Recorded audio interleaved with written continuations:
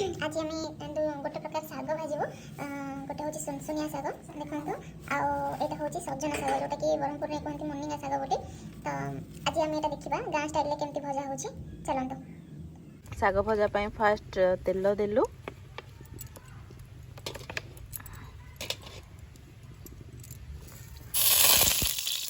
तापरे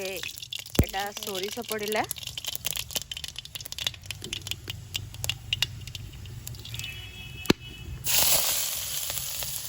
तापरे एटा रसुण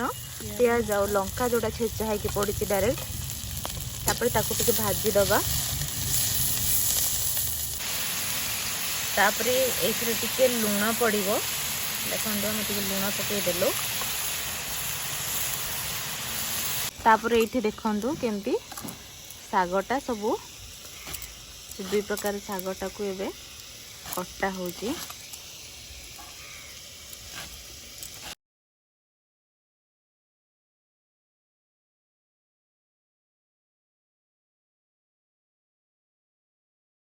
कड़ाई रे शागटा पड़िला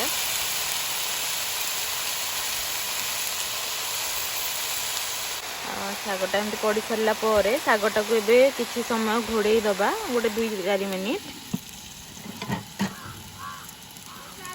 जाइए 2 मिनिट एबेटा काढ़ा देखो शागटा अल्प सीझी आसलानी तापरे ताकू टिके मिक्स कर दबा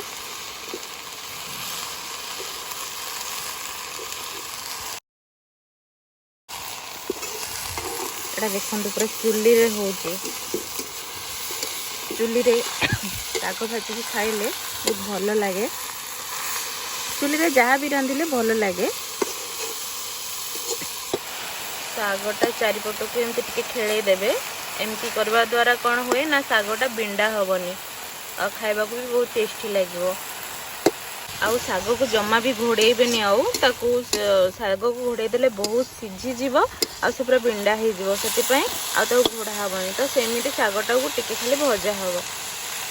एबे शाग भजा हमर रेडी हो जाइए देखंतु